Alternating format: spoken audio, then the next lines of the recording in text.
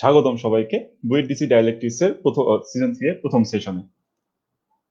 BUET dialectics আমাদের একটি পাঠচক্র, যেখানে আমরা বিভিন্ন সময় নানা রকম বিষয় নিয়ে কথাবার্তা বলে থাকি। এই পাঠচক্রে আমরা এর আগে আমরা হচ্ছে মিউজিক অ্যাপ্রিসিয়েশন নিয়ে কথা বলেছি। আমরা বিভিন্ন মুভিজ, বিভিন্ন বই এসবের রিভিউ নিয়ে কথা বলেছি। যেমন আমরা আগে আগে হচ্ছে ব্যাটম্যান ট্রিলজি নিয়ে আমরা কথা বলেছি। আজকে আমাদের সেশন যে টপিকটি নিয়ে সেটা হচ্ছে নেভিগেটিং রিসোর্সেস, এবং আমাদের আজকের এই টপিকটি দিয়ে আলোচনা করতে আমাদের সাথে জয়েন করছে বুয়েট ডিবেটিং ক্লাবের সাধারণ সম্পাদক মোহাম্মদ রিয়াসাত মোর্শেদ খান। রিয়াসাত মোর্শেদ খান, আপনাকে স্বাগত। হ্যাঁ সৌরভ, তোমাকে অনেক ধন্যবাদ। তো ডায়ালেকটিক্স সেশনের ব্যাপারে যেটা বলার সেটা হচ্ছে বুয়েট ডায়ালেকটিক্স আমাদের একেবারে ইন্টারনাল একটা পাঠচক্র, কিন্তু কোভিড সেশনে আমরা সবকিছু মিলিয়ে সবকিছুই যেহেতু অনলাইনে শিফট করে গিয়েছি, কাজে আমরা ভাবলাম যে আমাদের এই আয়োজন বা আমাদের এই কথাবার্তা এগুলো সবার সাথে শেয়ার করি, তাতে যদি কেউ উপকৃত হয়। তো সেটা ভেবে আমরা আসলে বুয়েট ডায়ালেকটিক্সকে আবার অনলাইনে একেবারে নতুন করে শুরু করছি। তো সেটার জন্য আমরা যে টপিকটা চুজ করেছি প্রথম সেশন হিসেবে সেটা হচ্ছে নেভিগেটিং রিসোর্সেস। তো একটু বলে রাখি নেভিগেটিং রিসোর্সেস কেন, কারণ প্রায় এক টার্ম হয়ে গেল 19 ব্যাচ বুয়েটে জয়েন করলো। তো তাদের মধ্যে অনেকেই থাকতে পারে যারা নতুন করে বিতর্ক শুরু করতে চায়, আবার এমন অনেকে থাকতে পারে সবাই তো আর বিতর্ক করবো না, কিন্তু তারপরও চারপাশে কি হচ্ছে না হচ্ছে এসব জানার জন্য তো অন্তত আমাদের কিছু পড়ালেখা করা উচিত। পড়ালেখা এজ ইন বিভিন্ন আর্টিকেল পড়া কিংবা বিভিন্ন বইপত্র পড়া। তো সমস্যা যেটা হয় সেটা হচ্ছে একটা প্রপার গাইডলাইন্স এর, আমাদের সবকিছুরই গাইডলাইন্স দরকার। তো সেটা ভেবে আসলে শুরু করা। তো এই জন্যই আমাদের এই টপিকটা নেভিগেটিং রিসোর্সেস। আমরা একটা ডিসক্লেমার দিয়ে রাখি সবার আগে, সেটা হচ্ছে এটা যতটা না ডিবেটারদের জন্য, আমি মনে করি তার চেয়ে আরো অনেক বেশি হলো যারা কিনা নন ডিবেটার তাদের জন্য। কারণ আমরা ডিবেট করি খুব অল্প সংখ্যক মানুষ, এবং তার চেয়ে বড় কথা হলো আমি নিজে এখন আর কম্পিটিটিভ ডিবেটিং করি না। তো কাজেই তারপরও আমরা আসলে জানতে চাই কারণ চারপাশে কি হচ্ছে না হচ্ছে, এটা দিন শেষে আমরা যদি একটু খোঁজ খবর রাখি তাহলে এটা সর্ট অফ এম্পাওয়ারিং আমাদের জন্য, তাই না? একটু আমাদের এম্পাওয়ার করলাম, একটু জানলাম কি হচ্ছে না হচ্ছে। তো এই জায়গাটা থেকে আমার মনে হয় আজকের সেশনটা খুব গুরুত্বপূর্ণ। তো আমি আবারও বলছি, সেশনটা যতটা না বেশি বিতার্কিকদের জন্য বা নতুন বিতার্কিক যারা তাদের জন্য, তার চেয়ে অনেক বেশি আমাদের সবার জন্য। আমরা মোটামুটি একটা বলা যায় একটা গাইডলাইন্স এর মতো করে এখান থেকে পেতে পারি। তার চেয়ে বড় কথা যেটা সেটা হলো যতটা না একদম গাইডলাইন দিব এটা করব সেটা করব, তার চেয়ে বড় কথা হলো আমার নিজের জার্নিটা আমি অন্তত শেয়ার করতে চাই সবার সাথে। তো সেই জায়গাটা থেকে আর কি এই টপিকটা চুজ করা। তো সৌরভকে অনেক অনেক ধন্যবাদ।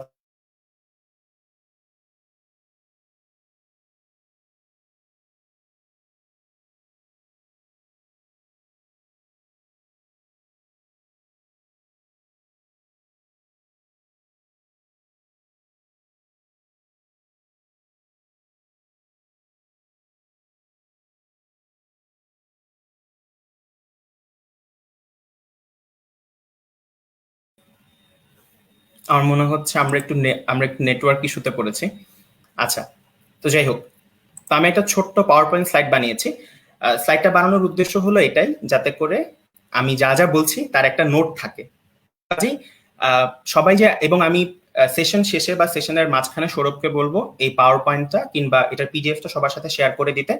কিন্তু কথাটা হলো পাওয়ার পয়েন্টটা শুধুমাত্র আমার নিজের একটা নোট রাখার জন্য। তাছাড়া যেসব রিসোর্সের কথা বলবো সেসবের জন্য লিঙ্ক গুলো সবাই হাতের কাছে পায়, হাতের নাগালে পায়, সেজন্য। তো ওই যে বললাম, দিন শেষে তো এটা আমার জার্নি শেয়ার করার জন্য অনেক গল্প বলবো। তো সেজন্য পাওয়ার পয়েন্টের উপর একেবারেই বিশ্বাস রেখে সবকিছু অমিট করাটা ওয়াইজ কাজ হবে না আর কি, যদি আমরা গল্পটা শুনতে চাই। মূলত আমি এখানে অনেক গল্পই বলবো।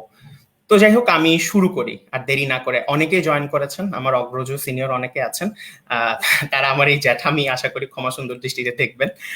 তো যাই হোক, navigating resources BUET dialectics season 3 এর প্রথম সেশন। তো যেটা আসলে না বললেই না, সেটা হচ্ছে আমাদের একটা টার্গেট অডিয়েন্স কারা। নেক্সট। তো যেটা বললাম শুরুতে, যেহেতু আমরা বুয়েটে ইতিমধ্যে একটা নতুন ব্যাচ পেয়ে গিয়েছি, নতুন এতগুলো মানুষ ঢুকেছে, তাদের সবার মাঝখানে অনেক এনথুজিয়াজম থাকে। তো সেই এনথুজিয়াজমটাকে অ্যাড্রেস করা আমার প্রথম কাজ একেবারেই। দ্বিতীয় কাজ হলো যারা কিনা অনেক অভিজ্ঞ বিতার্কিক তারা তাদের অভিজ্ঞতাটা আমাদের সাথে শেয়ার করতে পারেন, তারা কি মনে করেন সেটা আমাদেরকে জানাতে পারেন কমেন্ট সেকশনে। আর একদম শেষের যেটা সেটা হচ্ছে ওই যে বললাম, চারপাশ সম্পর্কে একটু জানা, একটু বোঝার চেষ্টা করা, তাতে করে একটু নিজেকে অনেক এম্পাওয়ার্ড লাগে, এরকম যদি কেউ থেকে থাকে তাহলে তাদের জন্য আমাদের আজকের এই সেশনটা। কাজে বুঝতেই পারছেন যারা অভিজ্ঞ বিতার্কিক একেবারে তাদের জন্য না, বরঞ্চ বলা যায় তারা যা বলে থাকেন সেসবের কমপ্লিমেন্টারি হিসেবে আমাদের আজকের এই সেশনটা। একেবারে নতুন যারা অনেক কিছু সম্পর্কে জানতে চাচ্ছেন যারা, তাদের জন্য আমাদের আজকের এই সেশনটা। তো আমরা নেক্সট স্লাইডে যাই। ওকে, আমাদের নেক্সট স্লাইডে যেটা সেটা হচ্ছে রুল অফ থাম। এই রুল অফ থাম নিয়ে আমি আসলে একটা ছোট গল্পের মতো বলতে চাই। আমি ধরে নিচ্ছি আমাদেরকে যারা জয়েন করেছেন তাদের বেশিরভাগই বুয়েটের, কাজেই এই এক্সাম্পলটা অনেকের কাছে রিলেভেন্ট হতে পারে। সেটা হচ্ছে ধরা যাক আমরা যখন বুয়েটের প্রিপারেশন নিচ্ছি, আমরা যখন বুয়েট ভর্তি পরীক্ষার প্রিপারেশন নিচ্ছি, তখন আসলে অনেক ধরনের রিসোর্স আমাদের সাথে আছে, তাই না? যে উদ্ভাসের কিছু কোয়েশ্চেন ব্যাংক বা উদ্ভাসের কিছু রিসোর্স, ওমেকার কিছু রিসোর্স, সানরাইজের কিছু রিসোর্স।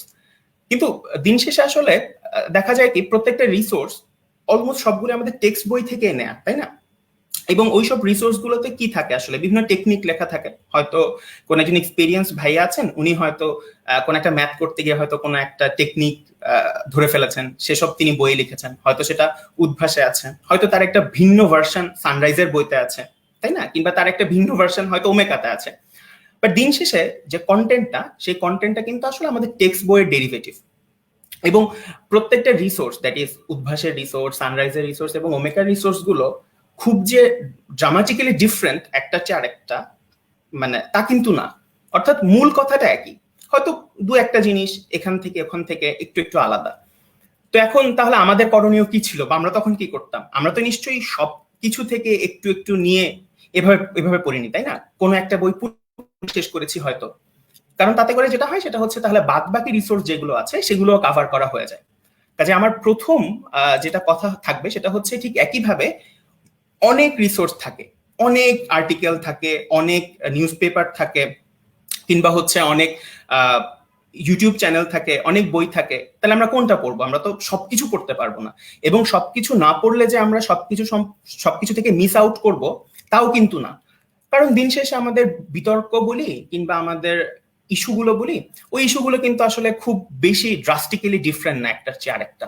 তো কাজেই প্রথম কথা হচ্ছে ডোন্ট গেট ওভারওয়েলমড। অর্থাৎ আমি যদি এটা না জানি তাহলে পারবো না, এটা না জানি তাহলে পারবো না। পুরো ব্যাপারটা একটা গ্র্যাজুয়াল প্রসেস। কেন গ্র্যাজুয়াল প্রসেস বললাম? ধরা যাক আপনি উদ্ভাসের বই পড়ছেন, এখন উদ্ভাসের বই পড়তে গিয়ে আপনি উদ্ভাসের রিসোর্স ফলো করছেন, গিয়ে মনে হলো যে না, এটা হয়তো আমার জন্য ওয়ার্কআউট করছে না। অর্থাৎ উদ্ভাসের রিসোর্স যদি ওয়ার্কআউট না করে, তখন আপনি অন্য একটা রিসোর্সে শিফট করতে পারেন, দ্যাট ইজ ধরা যাক সানরাইজের রিসোর্সে শিফট করতে পারেন। তাহলে ব্যাপার যেটা দাঁড়ালো আসলে সেটা হলো এই যে আপনি শিফট করছেন সেটা একেবারে আপনার ডিসিশন, অর্থাৎ আপনি নিজে নিয়েছেন। তো আমাদের এই রিসোর্স সম্পর্কে আমাদের যে জানাশোনা, আমাদের যে পড়ালেখা, সেক্ষেত্রে আমি বলবো ডিসিশনটা আপনি নিবেন। যে কোনো একটা ধরে আমরা আগাতে থাকি, দেখি এটা আমার জন্য ওয়ার্কআউট করে কিনা, দেখি ওর কথাগুলো আমার ভালো লাগে কিনা, এই ইউটিউব চ্যানেলটা আমার ভালো লাগে কিনা, কিংবা এই বইটা আমার পড়তে ইচ্ছা করে কিনা, এই ধরনের থিঙ্কিং গুলো আমার ভালো লাগছে কিনা, বা আমি রিলেট করতে পারছি কিনা। যদি না পারি তাহলে শিফট করে গেলাম। অর্থাৎ শুরু থেকেই খুব বেশি ওয়ার্কআপ হওয়ার কিছু নাই, খুব বেশি প্যারা নেওয়ার কিছু নাই আসলে। এটা একেবারে rule of thumb, don't get overwhelmed. আমরা যখন শুরু করি তখন আমরা অবশ্যই সবকিছু জানি না, তাই তো একটা থ্রেশহোল্ড থাকে সবকিছু জানার। সে পর্যন্ত পৌঁছাতে আমাদের সময় লাগে। কাজে সেই সময়টুকু নিজেকে দিন। অত বেশি ওয়ার্কআপ হওয়ার কিছু নেই, অত বেশি ওভারওয়েলম হওয়ার কিছু নাই। সবকিছু আমাদের একসাথে জানতে হবে না, আমরা আস্তে ধীরে একটু একটু করে পড়বো। নেক্সট।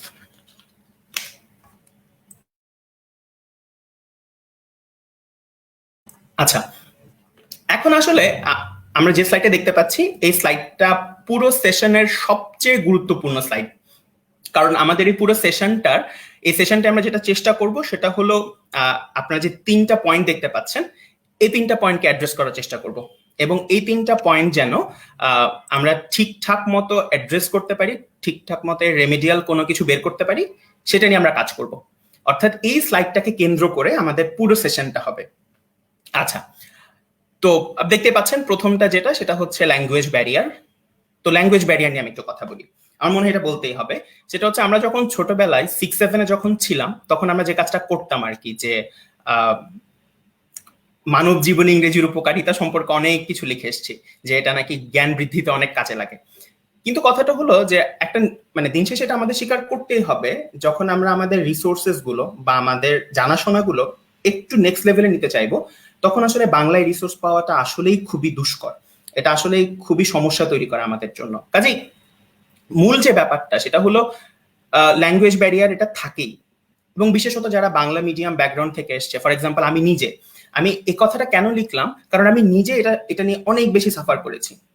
তাই তো, যে হয়তো কোন একটা আর্টিকেল পড়তে গিয়েছি, সেখান থেকে গিয়ে হয়তো কোনো শব্দ বুঝতে পারছি না, কোনো সেন্টেন্স বুঝতে পারছি না। এটা কিন্তু অনেকেরই হয়, শুধুমাত্র যে আমার হয় তা না। যেহেতু আমার হয়েছে, আমি ধরে নিচ্ছি আরো অনেকেরই একই সমস্যা আছে। তো সেই জন্য আমি সেটাকে প্রথম কারণ হিসেবে অ্যাড্রেস করতে চাই। আর সেটা ডেরিভেটিভ সমস্যা, আসলে ডেরিভেটিভ সমস্যা বলবো না, এটার সাথে রিলেটেড একটা সমস্যা হচ্ছে জার্গন। আমরা প্রচুর জার্গন শুনি এ ধরনের আর্টিকেল পড়তে গিয়ে, তো সেটাও একটা সমস্যা, সেটাকে আমরা অ্যাড্রেস করার চেষ্টা করব। 2 নম্বরটা যেটা, সেটা হচ্ছে ভয়। ঠিক আছে, যে এত জ্ঞানী গুণী কথাবার্তা তো আমি জানতে পারবো না, এত জ্ঞানী গুণী কথাবার্তা আমি শুনতেও পারবো না, তো কি করা যায়, এটা একটা বড় কথা। এই ভয়টাকে আসলে কিভাবে কাটানো যায় সেটা নিয়ে আমরা ডিসকাস করব। এবং সব শেষে ল্যাক অফ ইনফরমেশন, আমরা কোত্থেকে পড়বো বা কিভাবে জানবো কোন কোন বই পড়তে হবে, কোন কোন আর্টিকেল পড়তে হবে, সেসবের আমি একটা লিস্ট দিয়ে দেওয়ার চেষ্টা করব, সেসব নিয়ে কথা বলার চেষ্টা করব। কাজে আমি আবারও বলছি, আমাদের এই স্লাইডটাকে কেন্দ্র করে আমরা আমাদের বাকি সেশনটা রান করব। দ্যাট ইজ, এই যে 3টা প্রবলেম আছে, এই 3টা প্রবলেমকে আমরা মূলত ধরে আগানোর চেষ্টা করব, অর্থাৎ কিভাবে এসবের রেমেডিয়াল মেজার বের করা যায় সেসব। তো আমরা নেক্সট স্লাইডে যাই। আচ্ছা, সো নেক্সট স্লাইডে আসলে আমরা যেটা দেখানোর চেষ্টা করছি সেটা হচ্ছে জার্গন রিলেটেড যে সমস্যা। জার্গন রিলেটেড যে সমস্যা হচ্ছে, ধরা যাক আপনি অনেক এনথুজিয়াস্টিক, অনেক ইন্টারেস্টেড, অনেক কিছু নিয়ে জানতে চান, এবং দেখা গেল আপনি একটা রিসোর্স পেলেন, ধরা যাক ভক্সের একটা রিসোর্স পেলেন, সেখান থেকে আপনি পড়ার চেষ্টা করছেন, হঠাৎ করে গিয়ে দেখলেন সেখানে লেখা পোটাস। এখন স্বাভাবিকভাবেই পোটাস শব্দের মানে আপনি কোনোদিন শোনেন নাই, ফলে যেটা হয় সেটা হচ্ছে এক ধরনের ভয় কাজ করে, যে আমি তো এই টার্মটার সাথে পরিচিত না, তার মানে, এবং হয়তো দেখা গেল পোটাস না বোঝার কারণে হয়তো আপনি সেন্টেন্সটা বুঝতে পারলেন না, পুরো ব্যাপারটা আপনার কাছে কঠিন লাগা শুরু করলো, এবং সেখান থেকে আপনার মনে এক ধরনের ভয় ঢুকলো যে এই জিনিসটা হয়তো আমার জন্য না, এবং সেই ভয় থেকে আপনি আর ওই মুখই হলেন না, ওই দিকেই গেলেন না। অর্থাৎ দিন শেষে আপনি আসলে ভয় পেয়ে কিন্তু পিছিয়ে গেলেন, এবং ভয়ের কারণটা কি? ভয়ের কারণ হলো আপনি জার্গন গুলো সম্পর্কে পরিচিত না বা টার্মগুলোর সাথে পরিচিত না। তো সেক্ষেত্রে কি করা যায়? কিংবা ধরেন আপনি কোনো একটা লেখা পড়ছেন, কিংবা ধরেন ফেসবুকে থাকেন অনেকে, অনেক জ্ঞানী গুণী লেখা টেখা দেয়, তাদের লেখা টেখা পড়তে গেলেন, সেখানে গিয়ে দেখলেন সাবঅল্টার্ন। তো সাবঅল্টার্ন কথাটা আপনি কোনোদিন শোনেন নাই, এখন সাবঅল্টার্ন শব্দের মানে কি? এবং এই টার্মগুলো এমন যে এগুলোর একদম প্রিসাইজ ডেফিনেশন ধরে ধরে জানাটা আসলে আমরা সবাই মানে যে জানি তাও কিন্তু না একদম প্রিসাইসলি সাবঅল্টার্ন মানে কি, সাবঅল্টার্ন কথাটা কে প্রথম বলেছেন, এটা কিংবা হচ্ছে কলোনিয়ালিজম এতবার বলা হয়, কিন্তু কলোনিয়ালিজম আসলে কি বোঝায়, তার এসেন্সটা কি, কিংবা স্কোটাস, এই কথাগুলোর মানে কি? তো আমরা সেটা একটু অ্যাড্রেস করি। একই সাথে ল্যাঙ্গুয়েজ ব্যারিয়ার, যেটা দ্যাট ইজ আমাদের যে ভিন্ন একটা ভাষা বুঝতে যে সমস্যা, সেটা নিয়ে আমরা একটু কথা বলি। তো সেসব নিয়ে কথা বলতে গেলে প্রথমেই যেটা বলবো সেটা হলো, ওই যেটা বললাম, পুরো প্রসেসটা একটা গ্র্যাজুয়াল প্রসেস। আপনি কোনোদিন এটা আশা করতে পারেন না যে আপনি আজকে থেকে একটু একটু পড়াশোনা শুরু করলেন, একটু একটু দেখা দেখি শুরু করলেন, হয়তো 1 সপ্তাহ 2 সপ্তাহ পরে সবকিছু জেনে গেলেন। এটা আসলে কোনোদিন হয় না, বরঞ্চ পুরো ব্যাপারটা একটা গ্র্যাজুয়াল প্রসেস। আপনাকে ধৈর্য ধরতে হবে, এবং এই ধৈর্য ধরার প্রসেসে যখন আপনি এই ধরনের শব্দগুলো দেখতে পান, দ্যাট ইজ ককাস বা পোটাস, এই ধরনের শব্দগুলো দেখতে পান, এই শব্দগুলো আসলে আপনাকে এক ধরনের ভয়ের মধ্যে ফেলে দেয়, এবং এই ভয়টাকে আসলে দূর করাই সবচেয়ে বড় কাজ, অন্তত আমার মতে, আমি মনে করি। তো সেক্ষেত্রে আপনার করণীয় কি? আপনি যেটা করতে পারেন সেটা হচ্ছে আপনি পোটাস লিখে গুগলে সার্চ দিতে পারেন, কিংবা কোনো একটা শব্দ না বুঝলে সেটা সার্চ দিতে পারেন। অর্থাৎ আপনি যখন পোটাস লিখে গুগলে সার্চ দিলেন, তখন দেখলেন পোটাস মানে কি, পোটাস মানে হচ্ছে president of the United States, আর কিছু না। অর্থাৎ, এবং পরে যখন আপনি এই শব্দটা আবার পাবেন কোন একটা অন্য কোনো রেফারেন্সে, কিংবা অন্য কোনো ইউটিউব চ্যানেলের কোন একটা কন্টেন্টে, তখন আপনি সাথে সাথে ধরতে পারবেন। অর্থাৎ এভাবে আপনি ধীরে ধীরে জ্ঞান, মানে বিভিন্ন টার্মিনোলজি বা বিভিন্ন জ্ঞানতাত্ত্বিক বিষয়গুলো অ্যাকিউমুলেট করতে থাকবেন। আপনি কখনো আশা করতে পারেন না যে একদিনেই সবকিছু পেরে যাবেন, দুদিনেই সবকিছু পেরে যাবেন, বা ইভেন 1 সপ্তাহ 2 সপ্তাহ 1 মাসে আমি সবকিছু জেনে যাব, সব টার্ম জেনে যাব, এমনটা আসলে হয় না। ঠিক একই কথা শব্দের ক্ষেত্রেও প্রযোজ্য। হয়তো কিছু শব্দ আপনি জানতেন না, যেটা কিনা আসলে ফর রিয়েল, এই প্রবলেমটা আমি ফেস করেছি। হয়তো কোনো একটা ইংরেজি শব্দ আমি কোনোদিন শুনিনি, কিন্তু পড়তে গিয়ে আমাকে দেখতে হলো। সবচেয়ে ভালো উপায় কি, আপনি গুগলে সার্চ দিবেন, দেখবেন, জানবেন, জাস্ট আপনার আপনার মাথায় থাকলো ব্যাপারটা। পরে যখন আবার ওই রেফারেন্সটা পাবেন তখন আপনি রিলেট করতে পারবেন, এবং দেখবেন আপনি যখন আস্তে আস্তে রিলেট করতে পারবেন অ্যাজ টাইম পাসেস বাই, আপনি তখন দেখবেন আপনার যে টার্মগুলো আপনি অ্যাকুমুলেট করে ফেলেছেন, তখন আপনার কাছে এই ধরনের রিসোর্স গুলো পড়তে আর খুব একটা সমস্যা হবে না। কাজেই আমার প্রথম যেটা কথা থাকবে সেটা হলো ডোন্ট গেট ওভারওয়েলমড। একেবারেই যেটাকে বলে প্যারা নেওয়া যাবে না, প্যারা খাওয়া যাবে না। আপনি সবকিছু শুরুতেই জানবেন না। তো রাদার যেটা আসলে করা উচিত সেটা হলো গ্র্যাজুয়াল একটা প্রসেস, যেহেতু আমরা ধীরে ধীরে জ্ঞান অ্যাকুমুলেট করতে থাকবো, টার্ম অ্যাকুমুলেট করতে থাকবো, এক সময় গিয়ে সবকিছু সেন্স মেক করা শুরু করবে। তো সেই সময়টা 1 মাসও হতে পারে, সেই সময়টা 1 সপ্তাহ 2 সপ্তাহ হতে পারে, এটা ডিপেন্ড করে, কিংবা এর বেশিও হতে পারে, তাই না? একটা কনক্রিট আইডিয়া পেতে, একটা ধারণা পেতে, এই আর কি। ঠিক আছে, তো আমি মনে হয় অনেক বকবক করে ফেললাম। আমি একটু সৌরভের কাছ থেকে জানতে চাই যে কেমন কারো কোনো প্রশ্ন আছে কিনা, কেউ কোনো কিছু জানতে চাচ্ছে কিনা, আমি যদি একটু সৌরভের কাছে চলে যাই। জি ভাই, আমি দেখতে পাচ্ছি এখন পর্যন্ত কমেন্ট করেছেন একজন। তিনি অ্যাকচুয়ালি কোনো প্রশ্ন করেননি এখন পর্যন্ত, তো আমাদের এখন পর্যন্ত কোনো প্রশ্ন আর কি এখানে আসে।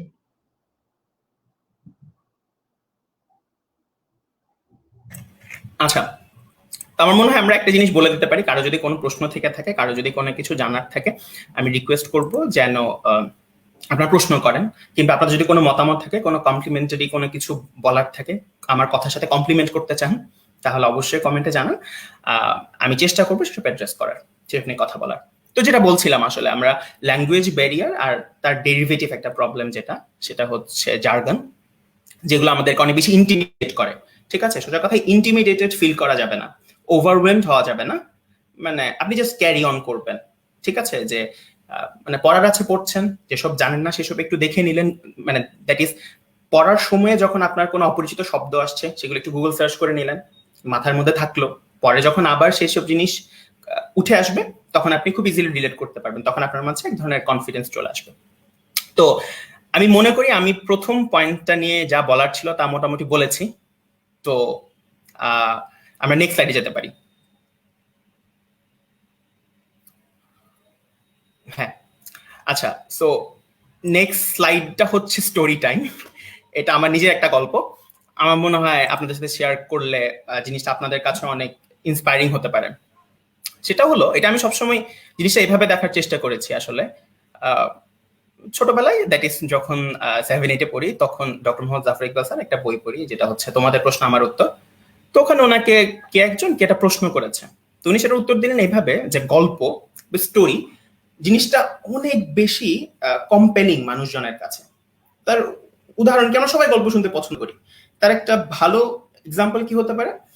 ভালো এক্সাম্পল হতে পারে এরকম যে, ধরেন আপনি বাসে উঠলেন আপনার বন্ধুর সাথে, এবং আপনি আপনার বন্ধুকে খুব চিৎকার দিয়ে বললেন, দোস্ত জানিস আজকে বাসে কি হয়েছে?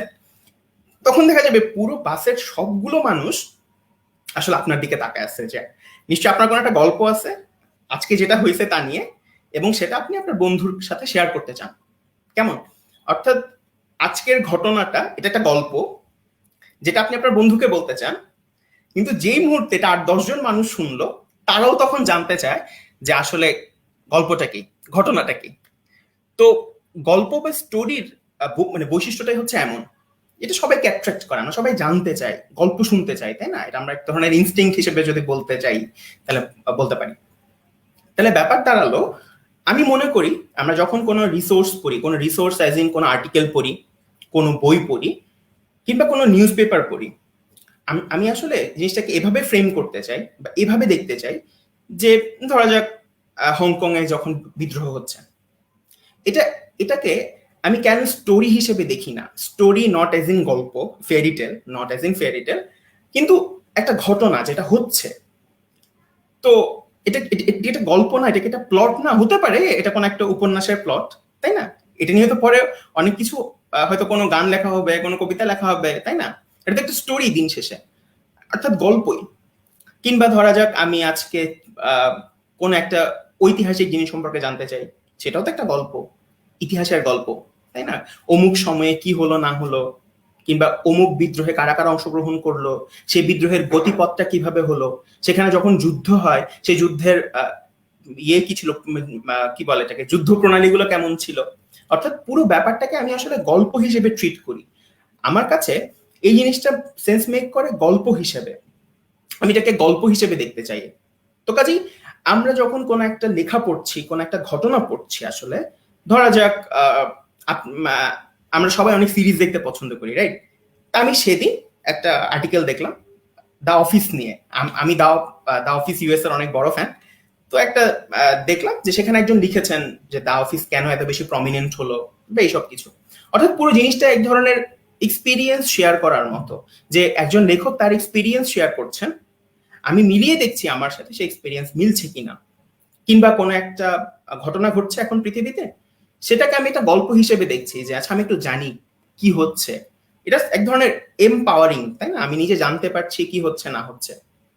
তো ওই বইয়ের ওই কথাটা কিন্তু আমার, মানে আমি আমি এখনো সর্ট অফ প্রিচ করি যে কোন একটা আর্টিকেল বা কোন একটা বই, আমি এটাকে আসলে গল্প হিসেবে ট্রিট করতে চাই। কোন একটা নিউজ পেপারের কোন একটা রিপোর্ট, তাই না, সবগুলোই তো আসলে এক ধরনের স্টোরি। এবং as a matter of fact journalist যারা, তারা কিন্তু তাদের অ্যাসাইনমেন্ট গুলোকে কিন্তু স্টোরি হিসেবে বলেন, তাই না? আমার স্টোরি পাবলিশড হয়েছে আজকে।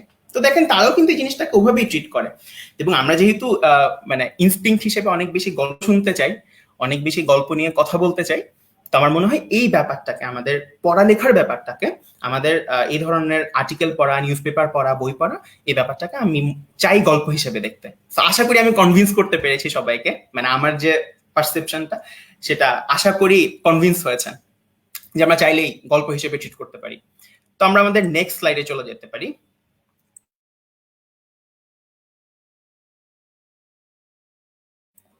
আচ্ছা, সো আমাদের নেক্সট স্লাইডটা হচ্ছে আসলে আমি এতক্ষণ ধরে যেসব কথা বলেছি এইসব কথার একটা সারসংক্ষেপ বা একটা সামারি।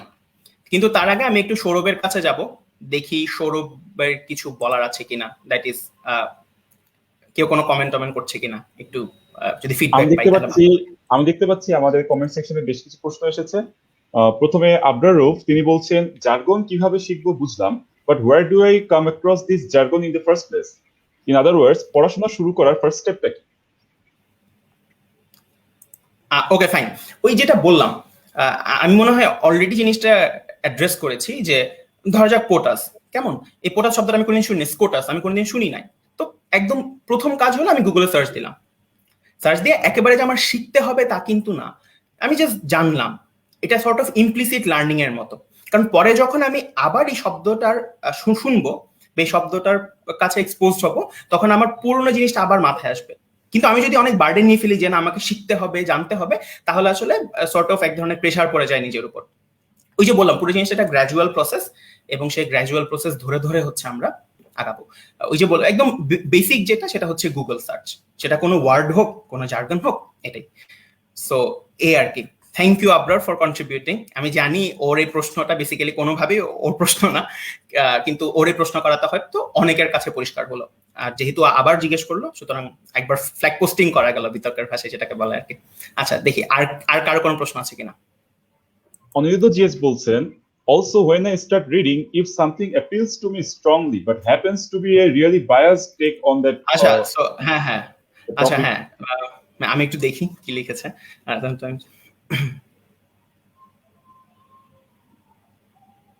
আচ্ছা, সো অনুরোধের প্রশ্নটা বেশ ভালো, যে আমি আসলে দিন শেষে যেটা আমার কাছে অনেক বেশি অ্যাপিলিং লাগে, আমি আসলে ওইটা নিয়ে অনেক বেশি পড়তে থাকি। ইভেনচুয়ালি আমার একটা বায়াস গ্রো করে, যে এই বায়াসটা আমি সবসময় ইয়ে করতে পারি কিনা। তো এখানে আমার নিজের একেবারে পার্সোনাল একটা টেক হচ্ছে, একদমই পার্সোনাল একটা টেক হলো যে আমরা সবসময় অবজেক্টিভ হওয়ার জন্য অনেক বেশি স্ট্রাইভ করি, যে না আমাকে সবসময় অবজেক্টিভ হতে হবে। আর দিন শেষে কোনো কিছু তো আসলে অবজেক্টিভ না, কারণ এটা খুব সচেতন ভাবে যিনি লিখেন এবং যিনি পড়েন, যে কোনো কথার সাথেই কিন্তু মানে কোনো কিছু অবজেক্টিভ থাকে না। তো সেক্ষেত্রে অর্থাৎ কোন একটা লেখার সাথে কিংবা কোন একটা আর্টিকেলের সাথে লেখকের বায়াস অবশ্যই অবশ্যই থাকে। যেমন আমি একটা এক্সাম্পল দিই, সেটা হচ্ছে এনবিসি নিউজ অনেক আগে একটা রিপোর্ট করলো যে স্বাস্থ্য খাতে ধরা যাক $15 বিলিয়ন খরচ করলো। তো তারা নিউজটা করলো কি, দেখো কিভাবে তারা নিউজটা করলো, স্বাস্থ্য খাতে 15-এর পরে 9টা শূন্য দিল, এত $1 বিলিয়ন খরচ করলো। এবার সেই একই এনবিসি নিউজ আরেকটা নিউজ করলো যে পেন্টাগন, ধরা যাক পেন্টাগন $100 বিলিয়ন খরচ করলো। তারা এবার করলো কি 100, তারপরে কিন্তু আরো 9টা শূন্য দেয় নাই, তারা করলো কি 100 বি লিখে দিল। এখন এই বায়াস গুলোকে ধরতে পারার জন্য আমার মনে হয় মিডিয়া ল্যান্ডস্কেপ বা মিডিয়া স্টাডিজ নিয়ে একটু ঘাটাঘাটি করা দরকার। তো অনিরুদ্ধর প্রশ্নটার যদি আমাকে অ্যান্সার করতে হয় তাহলে আমি বলবো, আমি যখন এই ধরনের রিডিং গুলো শুরু করব, এই রিডিং গুলোর সাথে, হ্যাঁ, এই রিডিং গুলোর সাথে অ্যালং দি স্ট্রিম আমার মিডিয়া স্টাডিজ নিয়ে পড়ালেখা আসবে, আমার বায়াস নিয়ে পড়ালেখা আসবে। অর্থাৎ আমি দিন শেষে কিন্তু বায়াসড হচ্ছি, বাট আমাকে জানতে হচ্ছে যে হয়তো দেখা গেল অ্যালং দি স্ট্রিম আমার কাছে মিডিয়া বায়াস নিয়ে একটা আর্টিকেল আসলো, তখন আমি ওই আর্টিকেল পড়ে জানতে পারলাম যে না, আমার তো এইরকম বায়াস থাকতে পারে। অর্থাৎ যেটা শুরুতে দরকার সেটা হচ্ছে পড়ার অভ্যাসটা, রিডিংটা। আমি মানে ওয়ান্স আই স্টার্ট, তখন আমি অনেক কিছুর সাথে এক্সপোজড হব, তখন আমি আসলে নিজের বায়াসটা আরো ধরতে পারবো। কিন্তু আমি যদি একেবারেই শুরুটা না করি, পড়া শুরুটা না করি, তখন আসলে খুব একটা বেশি সুবিধা করতে পারবো না, সোজা কথায়। অনিরুদ্ধকে অনেক অনেক থ্যাঙ্কস প্রশ্ন করার জন্য। আচ্ছা, আর কেউ প্রশ্ন করেছে কে? জি, ফারহানা মিয়া প্রশ্ন করছেন যে পড়ার সময় অনেক নতুন টার্ম পেলে সেটার অর্থ জেনে নিল পরবর্তীতে মনে থাকে না, ভোকাবুলারি বাড়াতে নতুন নতুন টার্ম গুলো মাথায় রাখার কোনো ট্রিক সাজেস্ট করবেন ভাইয়া, except memorising 5 or 10 words every day. Nice. আচ্ছা, খুবই ভালো একটা প্রশ্ন, খুবই মানে রিলেটেবল একটা প্রশ্ন ইমা করেছে। তো ওই যেটা বললাম, আমার কাছে, আমি পার্সোনালি একটা জিনিসের অনেক বড় ভোকাল সাপোর্টার। হ্যাঁ, ভোকাল সাপোর্টার যেটা, সেটা হচ্ছে আমি পার্সোনালি ইমপ্লিসিট লার্নিং এর অনেক বড় সাপোর্টার।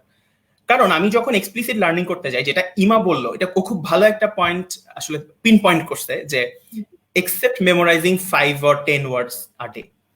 এভাবে করলে হয় কি, আমি নিজের উপর অনেক বেশি প্রেশার নিয়ে নিই যে আমাকে করতে হবে, শিখতে হবে। তখন আসলে জিনিসটা ইফেক্টিভ হয় না বা ইফিসিয়েন্ট হয় না। রাদার আমি যেটা সাজেস্ট করি সেটা হচ্ছে, আমি কোন একটা শব্দ অপরিচিত লাগলো, গুগল সার্চ দিলাম, জানলাম, এরপরে আমি হয়তো আবার ওই শব্দটা শুনলাম, এবার কিন্তু আমি মনে করতে পারলাম না যে আমি কি পড়েছিলাম গুগল সার্চে। পয়েন্ট হলো এখানে হতাশ হওয়া যাবে না, ইম্পর্টেন্ট পয়েন্ট হলো এখানে হতাশ হওয়া যাবে না। আপনি একবার পড়লেন, ভুলে গেলেন, কোনো সমস্যা নাই, এটা নিতে হবে। আপনি যখন দিন শেষে 3-4 বার পড়বেন, আপনার ইভেন্চুয়ালি মনে থাকবেই। ঠিক আছে, পয়েন্ট হলো হতাশ হওয়া যাবে না, কারণ পুরো জিনিসটা গ্র্যাজুয়াল প্রসেস। ঠিক আছে, আমি মনে হয় ইমার প্রশ্ন উত্তর দিতে পেরেছি। আচ্ছা, তারপর আচ্ছা, আমি অনেকগুলো প্রশ্ন নিয়ে ফেলেছি, অনেক কথা বলে ফেলেছি। সো আমরা এবার নেক্সট স্লাইডে যেতে পারি নাকি? ওকে, তো আমরা আসলে যেটা করার চেষ্টা করছি সেটা হলো যে আমরা ইতোমধ্যে আমাদের যে প্রথম 2টা প্রশ্ন ছিল, দ্যাট ইজ ল্যাঙ্গুয়েজ ব্যারিয়ার, এবং দ্বিতীয়ত হলো এবং একই সাথে জার্গনের সমস্যা, এবং দ্বিতীয়ত হলো যে পুরো কনসেপ্টটাকে আমরা আসলে কিভাবে দেখতে চাই, বা যে ভয়টা থাকে সে ভয়টা আমরা আসলে কিভাবে কাটাবো। তা আমি মাহফুজকে অনুরোধ করবো একটু পিছনের স্লাইডে যেতে, কারণ পিছনের স্লাইডে আমি একটু সাম আপ করতে চাই এই আলোচনাটা। আচ্ছা, সো আমাদের অ্যাটিটিউডটা কেমন হওয়া উচিত? আমাদের অ্যাটিটিউডটা হওয়া উচিত, আমরা প্রথমেই জিনিসটাকে গল্প হিসেবে ট্রিট করব, ইটস এ স্টোরি, রাইট? এখন ওই স্টোরির প্রতি আমরা রেগুলারলি এক্সপোজড হচ্ছি, ঠিক আছে? সো একটা রেগুলার এক্সপোজার তৈরি হচ্ছে, এবং সেখান থেকে আসলে এক ধরনের ফ্যামিলিয়ারিটি তৈরি হবে। আমি ইমার প্রশ্নের উত্তর দিতে গিয়ে আসলে এই কথাটি মানে বলেই ফেলেছি, যেহেতু রেলেভেন্ট ছিল। এবং এই ফ্যামিলিয়ারিটি থেকে পয়েন্ট হলো, রেগুলার এক্সপোজার থেকে ফ্যামিলিয়ারিটির যে পয়েন্টটা, দ্যাট ইজ যে ধাপটা, ওই ধাপে হতাশ হওয়া যাবে না, ফ্রাস্ট্রেটেড হওয়া যাবে না। ঠিক আছে, অর্থাৎ you have to just carry on. এবং ফ্যামিলিয়ারিটি যখন এক সময় তৈরি হয়ে যাবে, সেটা 1 মাস পর হতে পারে, সেটা 2 মাস পর হতে পারে, 3-4 মাস পর হতে পারে, কিন্তু যখন একবার ফ্যামিলিয়ারিটি তৈরি হয়ে যাবে, trust me, there's no turning back. ঠিক আছে, অর্থাৎ দিন শেষে আপনার কনফিডেন্সটা অনেক বেশি গ্রো করবে, এবং এই কনফিডেন্সটা আসলে সবচেয়ে বেশি দরকার। এবং সেই কনফিডেন্স থেকে আপনি আর বিভিন্ন আর্টিকেল পড়তে আর ভয় পাবেন না, সেখান থেকে আপনি আরো বেশি পোস্ট করবেন নিজেকে বিভিন্ন আর্টিকেল, বিভিন্ন সোর্সের ব্যাপারে। তো আমি মনে হয় ইভলিউশন অফ অ্যাবজর্বিং ম্যাটার এই স্লাইডটাতে এই কথাটাই বলতে চেয়েছি, অর্থাৎ পুরো ব্যাপারটাই একটা গল্পের মতো, পুরো ব্যাপারটাই সবকিছু জাস্ট ক্যারি অন করার মতো। আপনি কোনো কিছু প্রেশার নিবেন না, আপনাকে 1 মাসে শিখতে হবে 2 মাসে শিখতে হবে এমন না। আপনি জাস্ট পড়ার অভ্যাসটা একবার গড়ে তোলেন। সেখানে যদি আপনার জার্গনের সমস্যা হয়, ল্যাঙ্গুয়েজের সমস্যা হয়, সেই ল্যাঙ্গুয়েজগুলো আপনি বারবার এক্সপোজড হতে থাকেন, সেটা আপনাকে ফ্যামিলিয়ারিটি দিবে, সেখান থেকে আপনি কনফিডেন্স পাবেন এবং ইভেনচুয়ালি আপনি যত বেশি এক্সপোজার পাবেন এসবের ব্যাপারে তত বেশি আসলে আগ্রহী হবেন এসব সম্পর্কে জানতে, কারণ ইভেনচুয়ালি আপনি জিনিসটা পারছেন। অর্থাৎ এটা ভিশাস সাইকেল না, বরঞ্চ অনেক প্লেজেন্ট একটা সাইকেল। ঠিক আছে, ওই যেটা বললাম, there's no turning back, it's a smooth slope after that. যে কোনো কিছুর থ্রেশহোল্ডটা সবসময় কঠিন, তাই না? থ্রেশহোল্ডটা অর্জন করা সবসময় কঠিন। এরপর থেকে আসলে যেহেতু আমাদের বেসটাই তৈরি হয়ে যায়, কাজে সেখান থেকে আসলে আমাদের গ্রো করাটা অনেক বেশি সোজা। এখন আমরা আসলে আমাদের স্লাইডের 3 নম্বর যেটা পয়েন্টে ইনফরমেশন, সেই ইনফরমেশন স্লাইডে যাব, দ্যাট ইজ কোত্থেকে পড়বো, কোত্থেকে জানবো, এসব নিয়ে আমরা যাব। So next slide.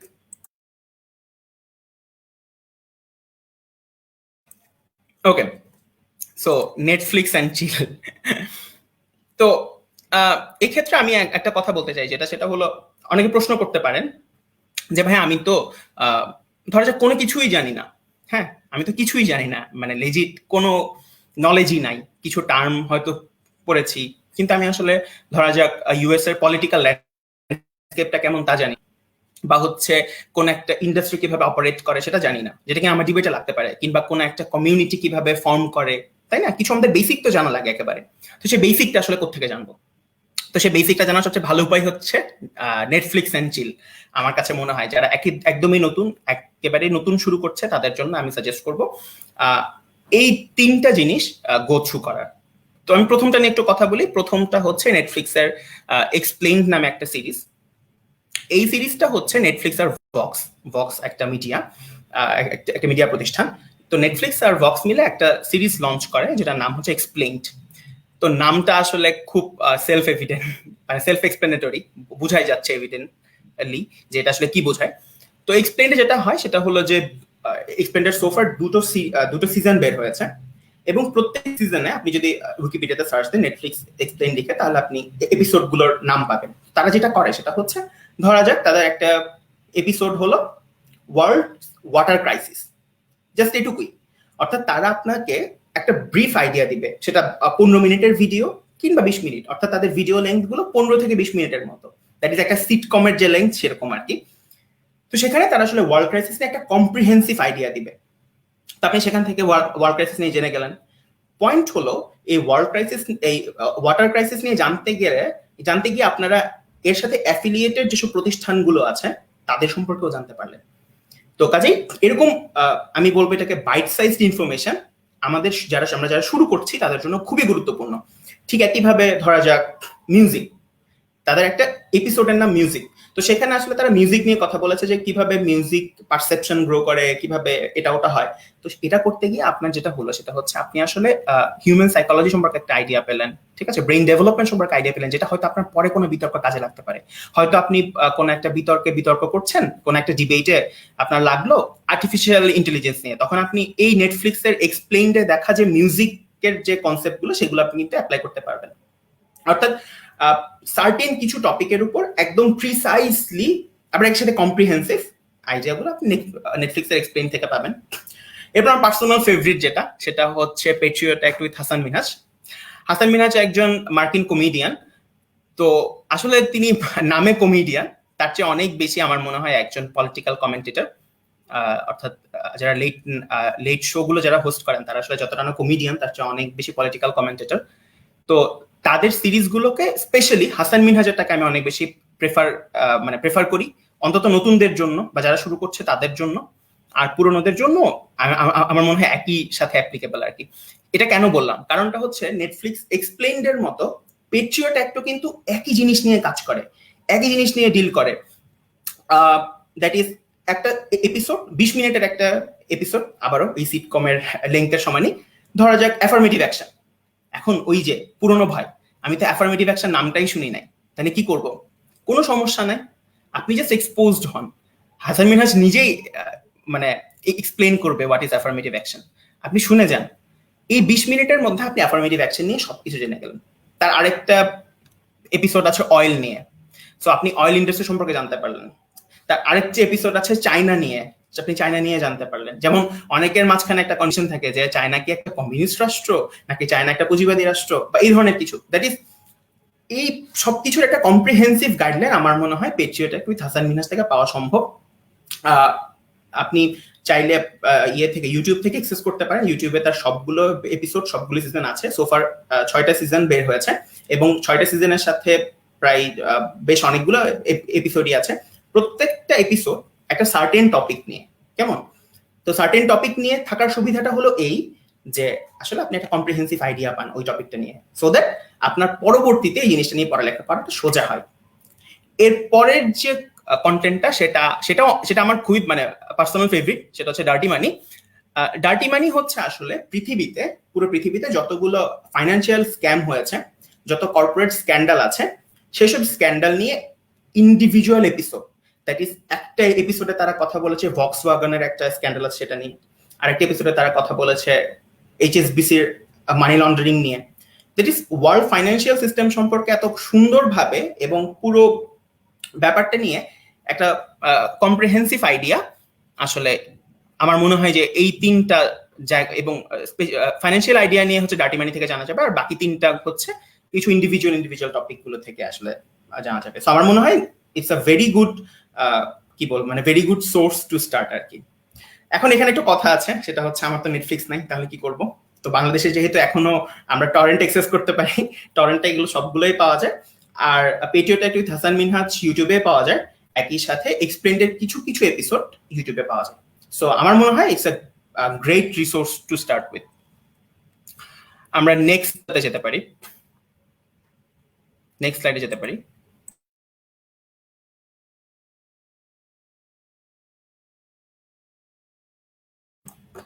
Okay, so আমাদের নেক্সট স্লাইডটা হচ্ছে not Netflix nevertheless chill, that is আমাদের এখন আমি এখানে যে তিনটা জিনিস শো করছি এটা আসলে সেকেন্ডারি লেভেলের, এটা আমাদের সেকেন্ডারি ইনফরমেশন, এবং এদের প্রোডাকশন হাউস আসলে নেটফ্লিক্স না, এই কারণে নট নেটফ্লিক্স লিখেছি। যেমন last week tonight with John Oliver produce করে HBO, daily show with Trevor Noah করে হচ্ছে comedy central, Mehdi Hasan show produce করে হচ্ছে এমএসএনবিসি।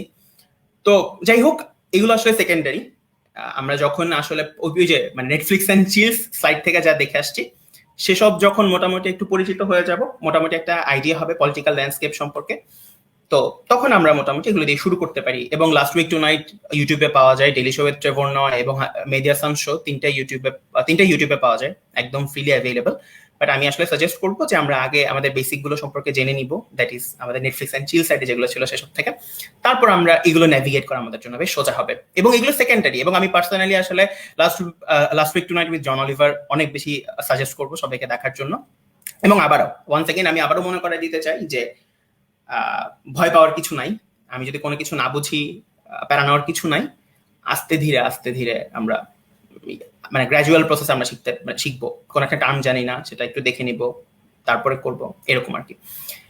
আচ্ছা, তো এই তো, বাট এটা একেবারেই সেকেন্ডারি ইনফরমেশন সোর্স, আমাকে সবসময় দেখতে হবে করতে হবে এমন না। তবে যদি পারা যায় আমি বলবো যে Last Week Tonight with John Oliver যদি একটু ঘুরে ফিরে দেখা যায় তাহলে ভালোই হয়, খারাপ না। আচ্ছা, নেক্সট স্লাইড। ওকে, আসলে নেটফ্লিক্স এন্ড চিল যে সাইটটা ছিল সেখানে আসলে আমরা কথা বলেছি ইন্ডিভিজুয়াল টপিক নিয়ে, যারা কথা বলে তাদেরকে নিয়ে, দ্যাট ইজ হাসান মিনহাজ তার একটা এপিসোডে একটা বিষয় নিয়ে কথা বলে। ও বাই দ্য ওয়ে, যেটা কিনা আসলে জন অলিভার করে, জন অলিভার আসলে কোন একটা সার্টেন এপিসোডে জাস্ট ওই জিনিসটা নিয়ে কথা বলে। তো এগুলোর সুবিধা হলো যারা কোনো কিছু নতুন শুরু করছে, তাদের জন্য আসলে এরকম ইন্ডিভিজুয়াল টপিক নিয়ে জানাটা অনেক বেশি সুবিধাজনক।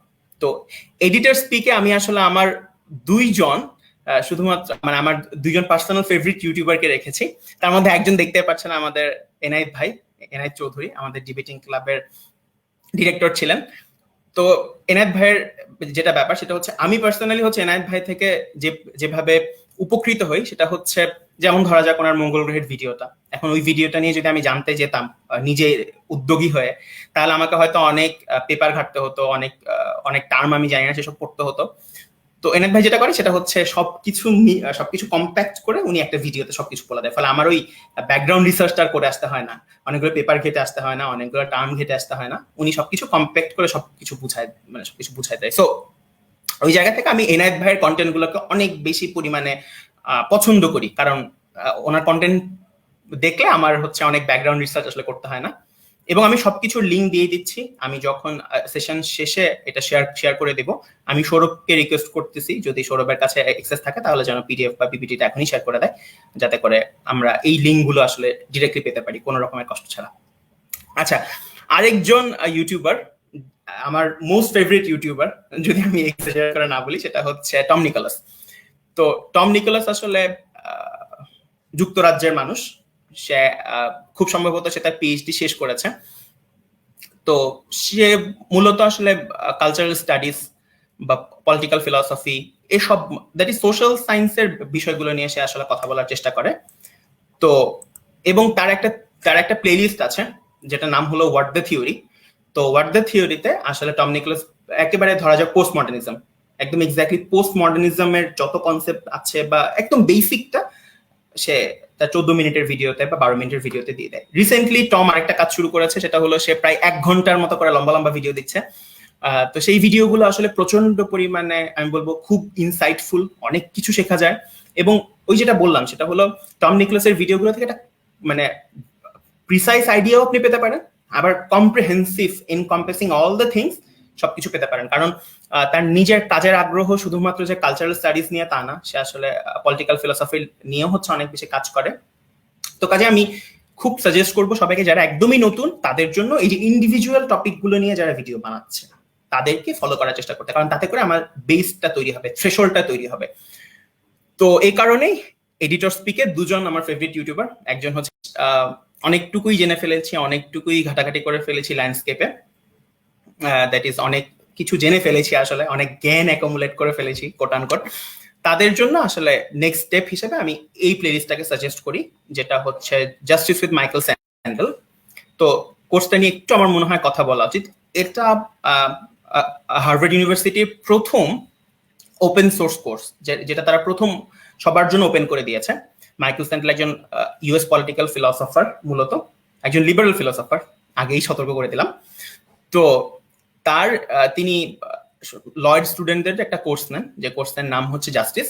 তো সেই কোর্সটাই আসলে সেই কোর্সের রেকর্ডেড ভার্সনই হচ্ছে এটা ইদানিং এডেক্স হচ্ছে গিয়ে এই কোর্স অফার করছে। যারা কিনা পলিটিক্যাল ফিলসফির কোর্স করতে চায় এডেক্সে গিয়ে তারা সেটা করতে পারে। তবে ইউটিউবে একদম সব ভিডিওই ফ্রি অ্যাক্সেস পাওয়া যায়, হয়তো একটু গুছানো না, বাট সবই পাওয়া যায়, জাস্ট এই প্লেলিস্টে ফলো করলেই পাওয়া যাবে। এই স্লাইডটা নিয়ে আমার আরো অনেক কিছু বলার আছে, তো সেটাতে যাওয়ার আগে আমি দেখি আরো কোনো ফার্দার কমেন্ট আসছে কিনা। আমি সৌরভের কাছে চলে যাই, মাহফুজের কাছে চলে যাই। মাহফুজ। জি, আমাদের এর মধ্যে বেশ কিছু কমেন্ট এসেছে। ফারহানা ইমা আরেকটি প্রশ্ন করেছেন যে একই টার্মে অনেকগুলো অর্থ দাঁড় করানো যায় সেন্টেন্সে ইউজের উপর ভিত্তি করে, একই টার্মে বিভিন্ন অর্থ কিভাবে জানবো এবং প্র্যাকটিস করব? আচ্ছা, প্রথমে যেটা বলি, আমি ওই ইমপ্লিসিট লার্নিং এর অনেক বড় প্রিচার, তো কাজেই শিখে প্র্যাকটিস করা এমন কিছু করার কোনো দরকার নাই। ওই যেটা বললাম, আমি রেগুলারলি এক্সপোজ হতে থাকি, রেগুলারলি পড়তে থাকি, জানতে থাকি। কনসেপ্টটা বা কনটেক্সটটা, সোজা কথায় কনটেক্সটটা এবং কনটেক্সচুয়াল যে কনসেপ্টটা, সেটা আমি ইভেন্চুয়ালি গ্রো করাতে পারবো। এটা নিয়ে খুব একটা বেশি ওয়ার্কড আপ হওয়ার কিছু নেই, স্ট্রেসড আউট হওয়ার কিছু নাই। আর কোনো? আচ্ছা, আমি দেখতে পাচ্ছি এখান থেকে আরেকটা অনিরুদ্ধ প্রশ্ন করেছে, দেখি অনিরুদ্ধ প্রশ্ন। Suggestion for extreme lazy people like me, what is an RSS download Feedly? আচ্ছা, হ্যাঁ, অনিরুদ্ধকে অনেক ধন্যবাদ। আমি নিজে কখনো হচ্ছে এই ধরনের কিছু করিনি, সো আমার মনে হয় এটা অনেক উপকারী হতে পারে, এটা আমরা সবার সাথে শেয়ার করি। Thanks Aniruddha for contributing to this session. Mohit হয়তো কোনো কিছুটা সাজেস্ট করেছে, ঠিক আছে, আমরা এরপরে এটাকে ইয়ে করব। মোহিত মনে হয় আর একটা কোর্স সাজেস্ট করেছে, অনেক থ্যাঙ্কস, নাইস। তো এই আর কি, আমরা বেশ এইসব কোশ্চেন গুলো পাচ্ছি। তো যাই হোক, আমরা এখন আমাদের আবার সেই স্লাইডে ফিরে যাই। ওকে,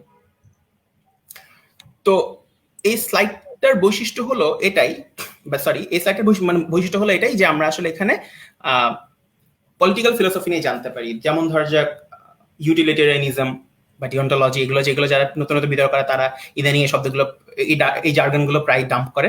কিন্তু আমি আসলে বলবো যারা কিনা শুধুমাত্র কোনো কিছু একদম ডিবেট করব, জানবো, এই সেন্স থেকে না হলেও এই কোর্সটা প্রচন্ড রকমের আমি বলবো ইন্ট্রিগিং। কারণ আমি আসলে প্রথমে এই কোর্স থেকে কিছু ইন্টারেস্টিং ফ্যাক্ট জেনেছি, যেমন ধরা যাক trolley problem, queen versus Dudley and Stephen's, Shakespeare versus Simpson versus man versus white. তো এইরকম অনেকগুলো কেস স্টাডি মাইকেল স্যান্ডেল তার ছাত্রদের জিজ্ঞেস করে, এবং তার ছাত্রদের জিজ্ঞেস করার মাধ্যমে আমরা আসলে ডিসিশন গুলোতে পৌঁছাতে পারি। সেটা হলো যেমন ধরা যাক, যেমন আমি যদি ট্রলি প্রবলেম না, আমি queen versus Dudley and Stephen এটার কথাই বলি। এটা হলো যে কত সাল আমার ঠিক ডেটটা মনে নাই, ইংল্যান্ডে একটা মানে মাঝ নদীতে গিয়ে বা মাঝ সমুদ্রে গিয়ে আসলে যেটা জাহাজ ধ্বংস হয়ে যায়, ঠিক আছে, সে দুর্যোগে পারে। তো ওখানে সব মানুষই মারা যায় মোটামুটি, কিন্তু 3 জন বেঁচে যায়, ঠিক আছে, 3 জন মানুষ বেঁচে যায়। 3 জনের মধ্যে একজন জাহাজের ক্যাপ্টেন, আরেকজন জাহাজের হতে পারে ক্যাপ্টেন সহকারী, এবং আরেকজন একেবারেই কেবিন বয়। কাজেই তারা 3জন কোনো না কোনোভাবে বেঁচে যায়, লাইফ বোটের সাহায্যে নিয়ে তারা কোনোভাবে বেঁচে যায়। এখন যে কিনা কেবিন বয়, সে হলো একেবারেই 17-18 বছর বয়স, তার বাবা মা বেঁচে নেই। আর বাকি যে 2জন তারা আসলে পুরোপুরি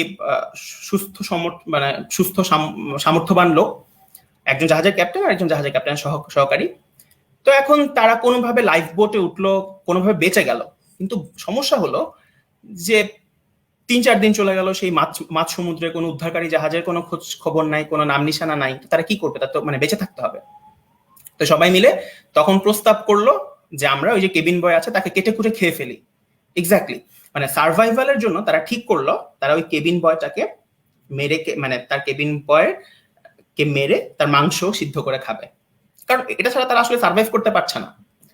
এখন কি করা যায়?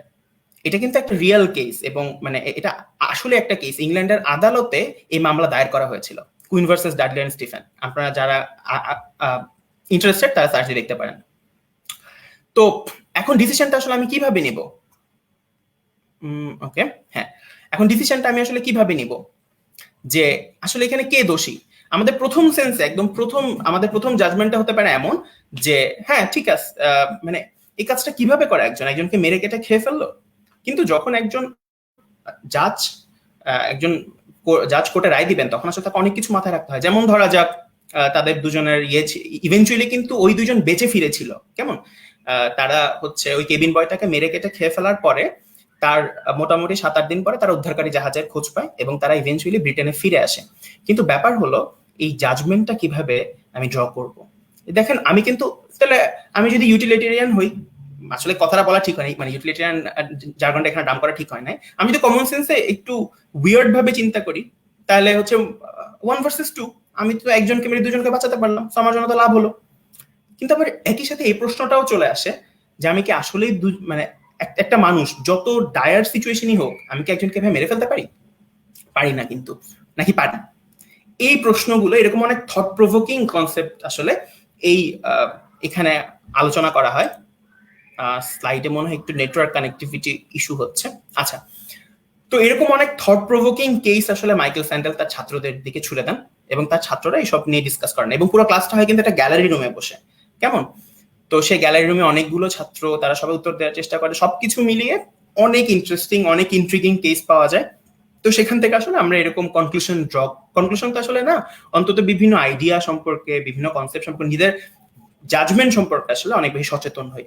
এবং এখান থেকে আসলে অনেক বেশি টার্ম শোনা যাবে, অনেক বেশি জার্গন শোনা যাবে। ডেফিনেটলি একটা পলিটিক্যাল ফিলোসফির course, so yeah, it's a ninja technique to make you sound smarter. আচ্ছা, এবং আমি কিন্তু আবারও বলছি, এটা একেবারে সেকেন্ডারি একটা সোর্স, এটা একদমই আমাদের যে ম্যান্ডেটরি এখনই পড়তে হবে, না পড়লে কিছু হবে না, সেটা না। আমি বলবো এটা এক ধরনের ফ্রি ওয়াচের জন্য ভালো, যখন ফ্রি টাইমে মানে লেজার ওয়াচের জন্য আসলে খুবই ভালো, কারণ এখান থেকে শুধুমাত্র শিখবো তা না, অনেক ইন্টারেস্টিং কেস পাওয়া যায়, এই আর কি। আমরা নেক্সট স্লাইডে যাই। ওকে, আমি আসলে এখানে যে সেটটা দেখাচ্ছি এখন, সেটা হচ্ছে সেটা হচ্ছে ফিলোসফি রিলেটেড দুইটা ইউটিউব চ্যানেল আমার নিজের খুবই ফেভারিট। তো দুটো জিনিস আসলে দুরকম, দুটোর ফ্লেভার একেবারেই দুই রকম। সেটা হলো বোধিচিত্ত আর একটা হচ্ছে ওয়াইসক্র্যাক। বোধিচিত্তের কাছে আমি ব্যক্তিগতভাবে অনেক ঋণী এই কারণে, কারণ আমার এই সব বিষয় নিয়ে নাড়াচাড়া বা ঘাটাঘাটি করার উৎসাহটা আসলে বোধিচিত্ত থেকে আসা। আমি অনেক থ্যাঙ্কফুল। তো বোধিচিত্ত আসলে যেটা করে সেটা হলো তারা মূলত ধরা যাক কলোনিয়ালিজম কিংবা ধরা যাক আর্কিওলজি বা ল, দ্যাট ইজ, আমি আবারও একটু যদি ক্রুড ভাবে বলি তাহলে সোশ্যাল সায়েন্সের বিভিন্ন বিষয়গুলো নিয়ে কথা বলে, এবং বাংলাদেশের যারা কিনা ইন্টেলেকচুয়াল যারা আছেন তারা আসলে এগুলোতে বক্তব্য রাখেন। সেই ভিডিওগুলো প্রায় 1 ঘন্টার হয়, 1 ঘন্টা 15 মিনিট, অনেক ভিডিও 2 ঘন্টারও হয়। তো ওয়ান্স এগেইন যারা নতুন তাদের জন্য এই জিনিসগুলো ইন্টিমিডেটিং লাগতে পারে, কিন্তু আমার মনে হয় কেউ যদি চেষ্টা করতে চায় শুনতে, আমার মনে হয় না খুব একটা বেশি খারাপ লাগবে। এবং আমি নিজে আসলে এক্ষেত্রে একটা টেকনিক ফলো করি, সেটা হচ্ছে আমি আসলে একদম যে লেকচার শুনবো ওরকম মাইন্ডসেট নিয়ে বসি না, জাস্ট ক্যাজুয়াল লিসেনের জন্য আসলে আমি এটাকে এভাবেই ব্যবহার করি আর কি। ঠিক আছে, একদম সিরিয়াসলি যে নিতে হবে নট নেসেসারিলি। এরপরে যেটা আসলো সেটা হচ্ছে ওয়াইসক্র্যাক আসলে তাদের ভিডিও লেন্থ খুবই ছোট, 10-15 মিনিট, আর বড় জোর হলে 20 মিনিট, এর বেশি কিছু আসলে না। তো কিন্তু তারা অনেক ইনসাইটফুল ভিডিও বানায়, এবং অনেক পপ কালচার রেফারেন্স দেয়। সেটা হতে পারে দা অফিস নিয়ে, সেটা হতে পারে বিগ ব্যাং থিওরি নিয়ে তাদের একটা সিরিজ আছে, ফ্রেন্ডস নিয়ে তাদের একটা এপিসোড আছে। তো পপ কালচার গুলোর একটা ক্রিটিক্যাল অ্যানালাইসিস আমরা আসলে ওয়াইসক্র্যাক থেকে পাই। আমার মনে হয় যারা একটু মুভি দেখতে পছন্দ করে, সিরিজ দেখতে পছন্দ করে, পপ কালচার নিয়ে পড়তে পছন্দ করে, তাদের জন্য অসাধারণ একটা অসাধারণ ইউটিউব চ্যানেল হবে ওয়াইসক্র্যাক। আর বোধিচিত্ত আমি যেটা বললাম বাংলা ভাষায়, আমার মনে হয় না এর চেয়ে ভালো কোনো রিসোর্স সবকিছু নিয়ে জানার, একদম কম্প্রিহেন্সিভ আইডিয়া পাওয়ার, এরকম আর কোনো ভালো রিসোর্স আমার মনে হয় না আর আছে। তবে এগেইন নতুন যারা তাদের কাছে অনেক ইন্টিমিডেটিং লাগতে পারে এই দুটো সোর্স। আদার দেন দ্যাট আমার মনে হয় এই দুটো চেষ্টা করে দেখাই যায়, এই আর কি। Next slide. ওকে, আমরা এতক্ষণ আসলে যেসব নিয়ে কথা বললাম সবগুলোই ছিল আসলে audio visual media, that is YouTube channel, না হলে কোনো টেলিভিশন সিরিজ, দ্যাট ইজ সবকিছুই অডিও ভিজুয়াল ছিল। কিন্তু আমরা আসলে এই যে পেপার পড়া, যেটাকে আমরা পেপার পড়া যে অর্থে আসলে বলি, ওইটা ছিল না। তো তাদের জন্যই, দ্যাট ইজ বিবলিওফাইল যারা আছে তাদের জন্য আমার কিছু রিসোর্স দেওয়ার ছিল, সেসব নিয়ে আমরা কথা বলবো। কিন্তু তার আগে দেখি কোনো কমেন্টস আসছে কিনা। আমি আবারও মাহফুজকে ডেকে নিই স্ক্রিনে। মাহফুজ। জি, ইতিমধ্যে বেশ কিছু কমেন্ট এসেছে। মোহাম্মদ রায়দুল ইসলাম তিনি বলছেন যে তিনি অ্যাকচুয়ালি হাসান মিনহাজের শোটাকে বেশ হাইলি অ্যাপ্রিসিয়েট করেছেন। তার এটা প্রশ্ন নয়, বরং একটি মতামত বলা যেতে পারে, এবং তিনি দুঃখ প্রকাশ করেছেন যে এটা হঠাৎ করে আননোন রিজনের কারণে ক্যান্সেল হয়ে যাওয়ার জন্য। হ্যাঁ, আমরাও রায়দুল ইসলামের সাথে এমপাথাইজ করছি, আমি নিজে personally. Okay, thank you for joining us today Raidul Islam. Mohammad Abdar Muhit তিনি লাইফ অফ পাই মুভিটি রেফারেন্স এখানে তুলেছেন। আচ্ছা, হ্যাঁ, কুইন ভার্সেস ডাডলিয়ান স্টিফেন্স ওইটার প্রসঙ্গে। হ্যাঁ, আর তাছাড়া আবরার বেশ কিছু ম্যাটার ডাম করেছে, আমরা যদি একটু শো করতে পারি ভালো হয়। হ্যাঁ, thank you Abrar Muhit for contributing here.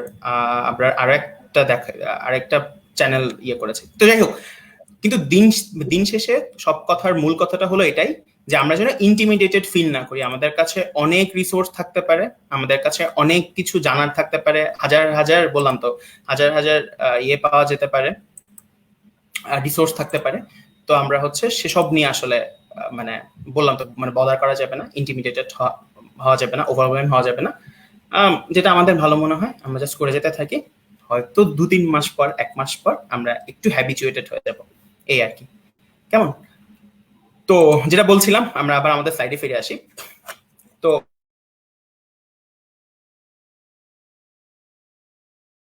আমি আসলে বেশ অনেকক্ষণ ধরে বকবক করছি, মাত্র খেয়াল করলাম। তো যেটা বললাম, আমার নিজের একটা খুব ব্যক্তিগত দুঃখের জায়গা আছে। দুঃখের জায়গাটা হলো এটা যে বাংলাদেশে ইদানিং ত্রৈমাসিক পত্রিকা কিংবা হলো যে ম্যাগাজিন, লিটল ম্যাগাজিন, এগুলোর পরিমাণ অনেক কমে যাচ্ছে। আমরা খুব একটা বেশি এরকম দেখিও না, সেটা নানা কারণ হতে পারে।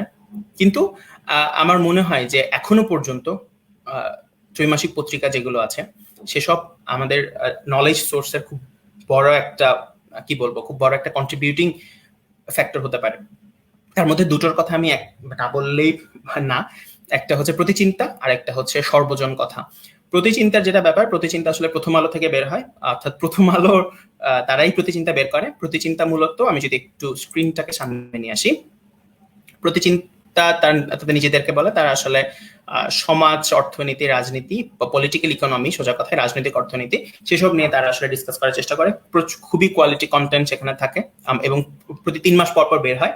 আপনারা সংগ্রহ করতে পারেন যে কোনো বইয়ের দোকান থেকে কিংবা প্রথমার অফিস থেকে বা প্রথমার যেসব শোরুম আছে সেখান থেকে। এই আর সর্বজন কথা, যেটা সর্বজন কথা আনু মোহাম্মদ স্যারের সম্পাদিত একটা পত্রিকা, এটাও ত্রিমাসিক পত্রিকা, কিন্তু সর্বজন কথা যে ওয়েবসাইটটা, সেখান থেকে আপনি পুরোটা অ্যাক্সেস করতে পারবেন ফ্রি অফ কস্ট, কোনো খরচ লাগবে না। আপনি পুরোটাই পিডিএফ আকারে ডাউনলোড করে পড়তে পারবেন। ওদের সবগুলো সংখ্যা খুব সুন্দর করে সাজানো আছে, সেসব দেখে নিতে পারেন। সর্বজন কথা আমার ব্যক্তিগতভাবে খুবই পছন্দের। আমরা আমাদের যেসব ন্যারেটিভ গুলো সবখানে শুনে থাকি, আমাদের যেসব যে প্রচলিত ন্যারেটিভ গুলো, যেগুলোকে একটু কঠিন ভাষায় যদি বলি ডমিনেন্ট ডিসকোর্স, সেই ব্যাপারগুলো থেকে সরিয়ে নিয়ে এসে সর্বজন কথা অসাধারণ একটা, আমি বলবো, সংযোজন আমাদের চিন্তার ক্ষেত্রে, আমাদের অ্যাক্টিভিজমের জায়গাতে। এবং প্রতিচিন্তাও মোরালেস একই রকম। প্রতিচিন্তার সবকিছু হয়তো পাওয়া যাবে না তাদের ওয়েবসাইটে, আপনাকে কিনতেই হবে। কিছু কিছু লেখা পাওয়া যায়, বাট যেসব লেখা পাওয়া যায় খুবই টপ নচ লেখা। এবং একই সাথে সর্বজন কথা আমি খুবই খুবই মানে হাইলি রেকমেন্ড করব। একদম নতুন যারা, তাদেরকেই রেকমেন্ড করব। আপনারা চাইলে সেটা ঘুরে দেখতে পারেন, আমি লিংক নিচে দিয়ে দিয়েছি। আচ্ছা, নেক্সট স্লাইডে যাই। ওকে, নেক্সট স্লাইডের ক্ষেত্রে যেটা বলার সেটা হচ্ছে ওই যেটা বললাম, আমরা এতক্ষণ আসলে অডিও ভিজুয়াল মিডিয়া নিয়ে কথা বলেছি। আমরা আসলে এখন যেটা কথা বলবো সেটা হচ্ছে ওই যে বললাম, সোজা কথায় পেপার পড়া। তো সেই পেপার পড়তে গিয়ে আমার কাছে মনে হয় সবচেয়ে ফ্রি সোর্স একটা আছে, যেটা হচ্ছে ভক্স। ভক্সের আপনি মোটামুটি না, ভক্সের সবকিছু আপনি ফ্রিতে অ্যাক্সেস করতে পারেন। কিন্তু আমি আসলে, এবং তাদের অনেকগুলো সেকশন আছে, আর্ট সেকশন, টেকনোলজি সেকশন, কেমন এরকম অনেকগুলো সেকশন আছে, কালচার সেকশন। তো আমি আসলে যারা কিনা এবং যারা বিতর্ক করে, এবং আমি ব্যক্তিগতভাবে তাদের এক্সপ্লেনার সেকশন যেটা, সেটা আসলে নিয়মিত চেক করি, নিয়মিত ফলো করি, হয়তো 2-1টা পড়িও, এবং সেগুলো বেশ বড় বড় লেখা হয়। এবং যেহেতু ফ্রি অফ কস্ট, কোনো ধরনের কোনো সমস্যা নাই, কাজে আমার মনে হয় ভক্স দেখা বেশ ভালো একটা অপশন হতে পারে, ভক্স পড়া একটা ভালো অপশন হতে পারে, এবং লিঙ্ক আমি পাশে সংযুক্ত করে দিয়েছি। এরপরে দ্য আটলান্টিক। দ্য আটলান্টিক আমার খুবই পছন্দের একটা পত্রিকা, কিন্তু এখানে একটা সমস্যা আছে। সমস্যাটা হলো যে আটলান্টিক ফ্রি না, তবে তাও কিভাবে আটলান্টিক পড়া যায় সেই নিনজা টেকনিক নিয়ে আমরা একটু পরে কথা বলবো। কিন্তু দ্য আটলান্টিকও সেম, এখানেও প্রচন্ড কোয়ালিটি রাইটিং তো পাবেন, একই সাথে তাদের অনেকগুলো সেকশন আছে। কেমন ওই সেকশন গুলোর মধ্য থেকে আমার নিজের ব্যক্তিগত পছন্দ এবং যারা বিতর্ক করতে চায় তাদের জন্য অনেক কাজে লাগবে সেরকম একটা সেকশন হলো আইডিয়াস। তাদের আইডিয়াস নামে একটা সেকশন আছে, সেই সেকশনটা আমি ব্যক্তিগতভাবে নিয়মিত ফলো করি। এবং তারপরে যেটা, সেটা হচ্ছে chomsky.info। আমরা মোটামুটি অনেকেই নম চমস্কির নাম শুনেছি। তো নম চমস্কির সবগুলো লেখা, তার যত কাজ আছে, তার যত লেখা আছে, তার যত পডকাস্ট আছে, কিংবা তার সাক্ষাৎকারগুলোর ট্রান্সক্রাইব যে ভার্সন আছে, সবকিছুই আপনি chomsky.info তে পাবেন। chomsky.info লেখাগুলো আমি ব্যক্তিগতভাবে প্রচন্ড ভক্ত নম চমস্কির। তো এবং নতুন যারা, তাদের জন্য ইন্টিমিডিয়েটিং মনে হতেও পারে, আবার নাও হতে পারে, তবে আমি বলবো যেহেতু এটা এমন একটা সোর্স যেটা আমরা অনেকেই জানি না, তাদের জন্য আসলে এই chomsky.info আসলেই বেশ ভালো একটা রিসোর্স হিসেবে কাজ করতে পারে, এবং সবকিছু পুরোটাই ফ্রি, সেখান থেকে আপনি চাইলে দেখে নিতে পারেন। Next slide. ওকে, নেক্সট স্লাইডটা হচ্ছে ব্রাউনি পয়েন্টস, এবং এটা আমার মনে হয় আমাদের পুরো সেশনের খুব গুরুত্বপূর্ণ একটা অংশ। পুরো সেশনের গুরুত্ব মানে one of the most significant slide গুলোর একটা হচ্ছে ব্রাউনি পয়েন্টস। এখানে আমি আসলে কিছু টেকনিক শেয়ার করার চেষ্টা করব। আচ্ছা, সো কিন্তু তার আগে আমার মনে হয় একটু রেস্ট নেওয়া উচিত। আমি ইতিমধ্যে মানুষকে অনেক বকবক করে অনেক বোর করে ফেলেছি আই গেস। কারো যদি কোনো কিছু বলার থাকে বা সৌরভ নিজে যদি কিছু অ্যাড করতে চায়, আমি সৌরভকে স্ক্রিনে ডেকে নিয়ে যাই। ভাই, আমরা কমেন্ট থেকে আরেকটা প্রশ্ন পেয়েছি, আপনি বললাম আমরা প্রশ্নটা এখানে তুলতে পারি। প্রশ্নটা করেছে আমি আচ্ছা আমি আমি না না আমি নিজে অ্যাক্সেস করতে পারছি, একটু দেখি। একটু দেখি। আচ্ছা, ঠিক আছে, আমি কমেন্ট গুলো মোটামুটি দেখলাম। আহ, এই তো, তোমার তোমার নিজে কি কোনো প্রশ্ন আছে বা কোনো কিছু নিয়ে কথা বলতে, মানে কোনো কিছু নিয়ে জানতে চাও সর্ট অফ ধরনের, যদি থাকে তাহলে প্লিজ জানাও আর কি। কারণ আমি জি ভাই ইতিমধ্যে অনেকক্ষণ অবশ্যই। কথা বলে ফেলেছি, মাঝখানে অনেক। হ্যাঁ sure. জি অবশ্যই, আমি এতক্ষণ ধরে আপনার কথাগুলো সবগুলো প্রায় সবগুলো মন দিয়ে শুনছিলাম। আমার কাছে নিজে পার্সোনালি যেটা মনে হচ্ছিল যে আমি হয়তো যদি আমার ভার্সিটি লাইফের শুরু থেকে এই জিনিসগুলো অ্যাক্সেস পেতাম বা এই জিনিসগুলো সম্পর্কে যদি কোনো গাইডলাইন পেতাম তাহলে আমার বেশ ভালো লাগতো। আমি বেশ অনেক দেরি করে হলেও পরবর্তীতে হচ্ছে হাসান মিনহাজ এবং পেট্রিয়ট অ্যাক্টের মতো আরো যেগুলো চ্যানেলের কথা আপনি বলেছেন, বোধিচিত্র, এগুলোর অ্যাক্সেস পেয়েছি। তো আমি এগুলোর জন্য আপনি এই কথাগুলো, আপনি যে গাইডলাইনটা দিয়েছেন এটার জন্য আমি কাইন্ড অফ আপনার কাছে ধন্যবাদ জানাতে চাচ্ছি যে এখন হ্যাঁ, নতুনদের জন্য আচ্ছা, আপনি এখানে একটা সুযোগ এক্স্যাক্টলি। করে দিয়েছেন। আচ্ছা, তো যাই হোক, হ্যাঁ থ্যাংক ইউ, ওয়েলকাম তোমাকে। তো যাই হোক, আমি আসলে যেটা মানে বলছিলাম আর কি, যে আহ, আমাদের এই স্লাইডটা অনেক বেশি ইম্পর্টেন্ট, এবং তার জন্য একটু সর্ট অফ মানে রিফ্রেশিং হিসেবে আমরা নিজেদের মধ্যে একটা এক্সচেঞ্জ করে নিলাম। তো আমি আসলে এখানে ওই যেটা বললাম, কিছু কোড নাম কোড নিনজা টেকনিক শেয়ার করতে চাই। সেটা হচ্ছে, প্রথম যেটা দেখতে পাচ্ছেন আপনারা, সেটা হচ্ছে পকেট। পকেট হচ্ছে একটা অ্যাপ, আপনারা চাইলে আপনাদের গুগল প্লে স্টোর থেকে নামিয়ে নিতে পারেন। পকেটের সবচেয়ে বড় যেটা আহ, আমি আমি আমি বলবো সুবিধা, সেটা হলো কোনো একটা আর্টিকেল, ধরা যাক আমরা তো আসলে সবসময় ইন্টারনেট সার্ফিং এর মধ্যে থাকি, তো সেখানে আহ, হয়তো কোনো একটা লেখা নজরে পড়লো, আমরা তো ইনস্ট্যান্ট সাথে সাথে সেটা পড়ে নিই না, তাই না? তো এখন হয়তো লেখাটা খুব ইন্টারেস্টিং, আমরা পড়তে চাই, হয়তো তখন সময়ে ছিল না, বা জাস্ট তখন চোখে পড়লো, তখন পড়ার ইচ্ছা হয়নি, পরে হয়তো সময় থাকলে পড়তাম। তো আপনারা যেটা করতে পারেন সেটা হচ্ছে পকেটে জাস্ট লিঙ্কটা কপি করে পকেটে রেখে দিলে, দ্যাট ইজ পকেট অ্যাপে রেখে দিলে সেটা থেকে যাবে, এবং আপনার পরে ওই আর্টিকেলটা এক্সেস করতে পারেন। আমার মনে হয় এটা আমাদের এই কি বলবো, ইনফরমেশন যে মানে বম্বার্ডমেন্ট, আমরা সব এত ইনফরমেশনের উপর থাকি, ফেসবুকে ঢুকলে অনেক আর্টিকেল, এখানে দেখলে অনেক আর্টিকেল, এখানে হয়তো অনেক লেখা, হয়তো একটা বইয়ের লিঙ্ক, হয়তো যে কোনো কিছু, কেমন যে কোনো কিছু, সবকিছুর একটা মানে আমার কাছে মনে হয় একটা বেস্ট সলিউশন হচ্ছে পকেট অ্যাপ। আর পকেট অ্যাপটা, এবং একই সাথে মজার ব্যাপার হলো পকেট অ্যাপটা কিন্তু একই সাথে গুগল ক্রোম এক্সটেনশন হিসেবে আপনারা ইউজ করতে পারেন। দ্যাট ইজ, আপনারা যখন পিসি থেকে ইন্টারনেট অ্যাক্সেস করছেন, তখন যদি কোনো লেখা আপনাদের নজরে আসে, তখন আপনারা চাইলে সেটা পকেট অ্যাপে সেভ করে রেখে দিতে পারেন, এবং সেখান থেকে আপনার পরে যখন সময় সুবিধা হবে তখন অ্যাক্সেস করতে পারেন। আমাদের সেকেন্ড যেটা, সেটা হলো আউটলাইন। আউটলাইন মূলত আসলে একটা ওয়েবসাইট। আমি তার আগের স্লাইডে যেটা বললাম, আটলান্টিকের সবগুলো লেখা আসলে বা 3-4 মাস পর আসলে আর ফ্রি অ্যাক্সেস থাকে না, আমরা তখন আটলান্টিকের মাসে বড় জোর 3 থেকে 4টা আর্টিকেল পড়তে পারি। সেক্ষেত্রে আউটলাইন হচ্ছে আমাদের জন্য লাইফ সেভার। আপনি যেটা করতে পারেন সেটা হচ্ছে, যখনই সেটা গার্ডিয়ান হোক, সেটা নিউ ইয়র্ক টাইমস হোক, বা যে কোনো ধরনের কোনো লেখা যেটা কিনা পে ওয়ালে পড়ে যাচ্ছে, অর্থাৎ ওই লেখা পড়ার জন্য আপনাকে পে করতে হচ্ছে, তখন আপনি যেটা করতে পারেন সেটা হচ্ছে ওই লেখার ইউআরএলটা কপি করে জাস্ট outline.com, আমি লিঙ্কটা দিয়েছি, দেখতে পাচ্ছেন স্লাইডে, জাস্ট পেস্ট করে দিলেই আপনি পুরো লেখাটা পড়তে পারবেন। অর্থাৎ এক ধরনের মানে লাইফ সেভিং একটা ওয়েবসাইট বলা যেতে পারে আউটলাইন। এরপরে যেটা, সেটা হচ্ছে হাইলাইটার। হাইলাইটার হলো একটা Chrome extension. Chrome extension as in, আমরা যখনই কোনো একটা লেখা পড়ছি, আমাদের হয়তো কোনো কিছু দাগানোর দরকার হতে পারে, তাই না? তো আমার কাছে, এবং ক্রোম স্টোর থেকে শুরু করে সবখানে অনেক ধরনের হাইলাইটার পাওয়া যায়, বাট আমার কাছে পার্সোনালি এই হাইলাইটারটা মানে আমার নিজের পার্সোনাল প্রেফারেন্স, আমি নিজে অনেক বেশি পছন্দ করি। তো এবং আমি লিঙ্ক সংযুক্ত করে দিয়েছি, কাজে যাদের যাদের ইচ্ছা আছে আপনারা চাইলে এখান থেকে এগুলো নামিয়ে নিতে পারেন, এবং আমার মনে হয় আপনাদের কি বলে এটাকে, এই যে পড়াশোনার যে জার্নিটা, সেটা আরো অনেক বেশি স্মুথ হবে, জানাশোনার জার্নিটা আরো অনেক বেশি সহজ হবে। তো এই গেল আমাদের যে ব্রাউনি পয়েন্টস স্লাইডটা। নেক্সট, ওকে, আমরা আসলে এতক্ষণ ধরে যেগুলো নিয়ে কথা বলছি সবগুলোই আসলে খুব ছোট ছোট কথাবার্তা। প্রথমে ছিল কিছু সিরিজ নিয়ে, তারপরে ছিল কিছু পেপার টেপার নিয়ে, কিন্তু ক্লাসিক যে ব্যাপারটা, যেটা কিনা হলো বই পড়া, তো সেই বই পড়ার ব্যাপারটা নিয়ে আমরা একটু ফোকাস করি। আমি এখানে কিছু একেবারেই যারা কিনা বিতর্ক শুরু করে, কিংবা আমরা যারা এখনো পড়ছি তাদের জন্য ইকুয়ালি কাজে লাগতে পারে, তেমন কিছু বই আমি এখানে আসলে সন্নিবেশ করেছি। তার মধ্যে আমি খুব মানে আমার নিজের সাথে খুব স্মৃতি জড়িত একটা বইয়ের সাথে, সেটা হচ্ছে ছোটদের রাজনীতি এবং ছোটদের অর্থনীতি, অধ্যাপক নিহার কুমার সরকারের বই। এটা খুবই ক্লাসিক একটা বই। 1930 সালে হচ্ছে এই বইয়ের প্রথম প্রকাশ, এবং সেই থেকে এখন পর্যন্ত এই বইটা ইকুয়ালি প্রমিনেন্ট, ইকুয়ালি পপুলার আমাদের সবার মাঝখানে।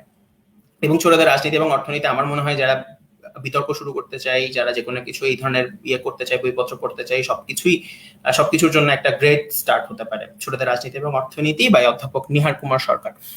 নারী, পুরুষ এবং সমাজ, আনু মোহাম্মদ স্যারের লেখা একটা বই। এই বইটা আমার মনে হয় ফেমিনিজম সম্পর্কে জানার জন্য সবচেয়ে ভালো একটা বই।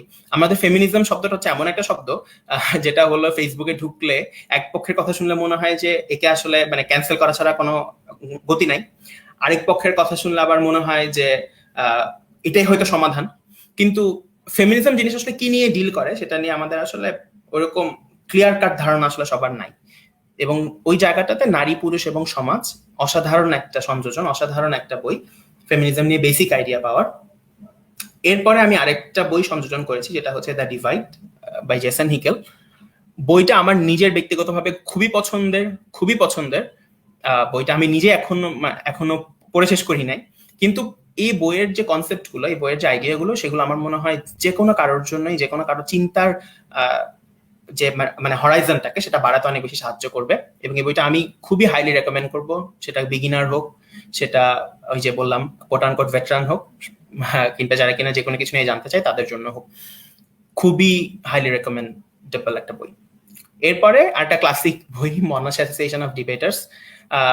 এটা হলো আমি নিজে যখন আসলে বিতর্ক করা মানে ইউনিভার্সিটিতে উঠে যখন বিতর্ক করা শুরু করছি, দ্যাট ইজ স্কুল কলেজে তো একরকম করেছি, আবার যখন ইউনিভার্সিটিতে উঠে সবকিছু আবার নতুন করে একটু পড়ার চেষ্টা করছি, আর্গুমেন্টেশন কি, কিংবা হলো যে কিভাবে ফ্রেমিং করতে হয়, ঠিক আছে, এইসব জিনিসগুলো নিয়ে জানার চেষ্টা করছি। এসবের সবচেয়ে প্রিসাইজ ওয়েতে একদম ব্রিফলি সুন্দরভাবে সবকিছু বলা আছে এমন একটা বই হলো এই বইটা।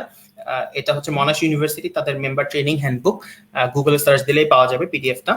এবং আমি সবাইকে রেকমেন্ড করবো, স্পেশালি যারা নতুন তাদের জন্য খুবই খুবই উপকারে আসবে এমন একটা বই। এরপরে আছে মানুষ।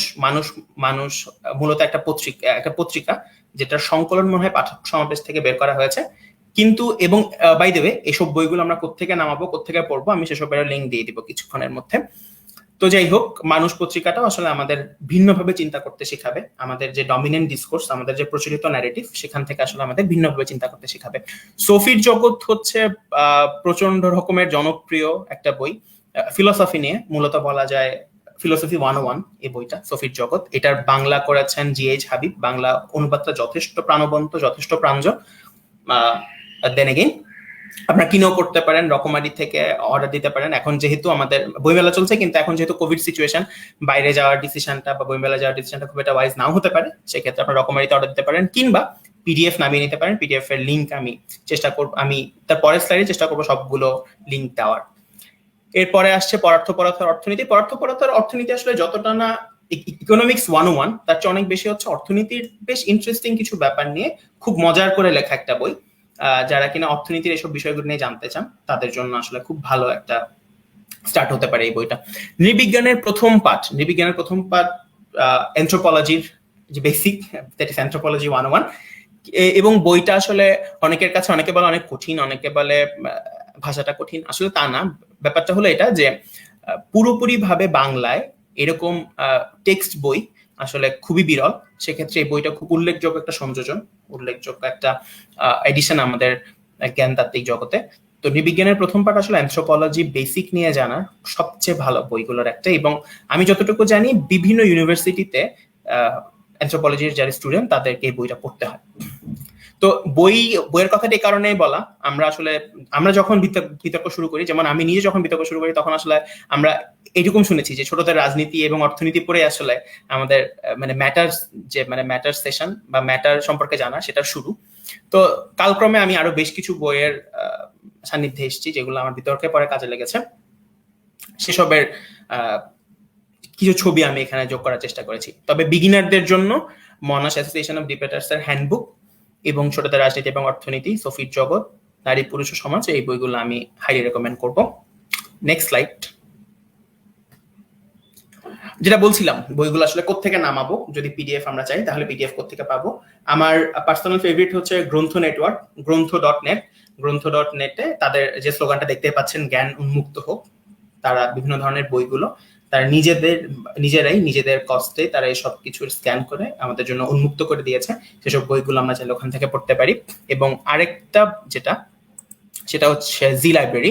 জি লাইব্রেরিতে আমাদের যে কোনো ধরনের টেক্সট বইও চাইলে আমরা কিন্তু মানে জি লাইব্রেরি থেকে নামাতে পারি। এবং then again just PDF copy করা, মানে পিডিএফ নামানো খুবই সোজা। জাস্ট লিঙ্কটা মানে সার্চ বারে সার্চ করলে আমাদের বই চলে আসবে এবং তার লিঙ্ক আমি পাশেই যোগ করে দিয়েছি। তো কারো যদি পিডিএফ নামানোর ইচ্ছা থাকে তাহলে করতে পারেন, তাহলে পিডিএফ এক্সেস করতে পারেন। কারো যদি ইচ্ছা হয় যে মানে হার্ড কপি রাখবেন, সেটা আরো ভালো। তো এই আর কি, আমার মনে হয় আমরা শেষ দিকে চলে এসেছি আমাদের সেশনের। আমাদের নেক্সট স্লাইডে যাই। নেক্সট স্লাইডটা মনে হয় কনক্লুডিং স্লাইড। সবাইকে অনেক অনেক ধন্যবাদ আমাদের সাথে আজকে জয়েন করার জন্য।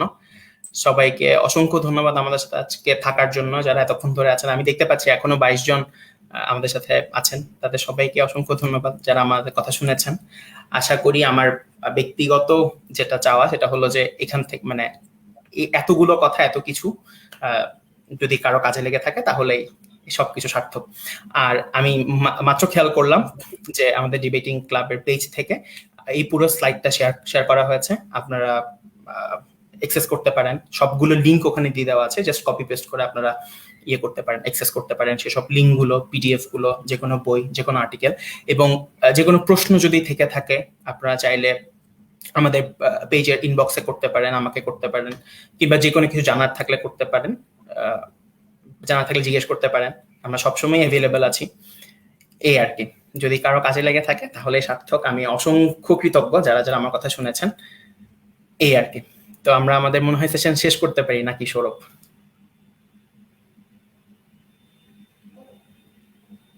হ্যালো সৌরভ, আমাকে শোনা যাচ্ছে? আমার মনে হয় সৌরভ স্ক্রিন ফ্রিজ হয়ে গেছে। তো এই ছিল মোটামুটি সেশন। আমাদের নেক্সট সেশন, আমাদের বইটিসি ডায়ালেকটিক্স এর বাদ বাকি সেশন গুলোর আপডেট আমরা আমাদের পেজ থেকে শেয়ার করব। আমাদের পেজে নেক্সট আর কি সেশন হবে, কোন কোন বিষয়ের উপর হবে, আমরা আশা করছি অনেক এক্সাইটিং কিছু টপিকে আমরা সেশন করতে পারবো। এই হলো কথা।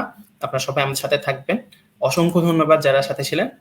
আবারও সবাইকে ধন্যবাদ জানিয়ে আজকের মতো এখানেই শেষ করছি।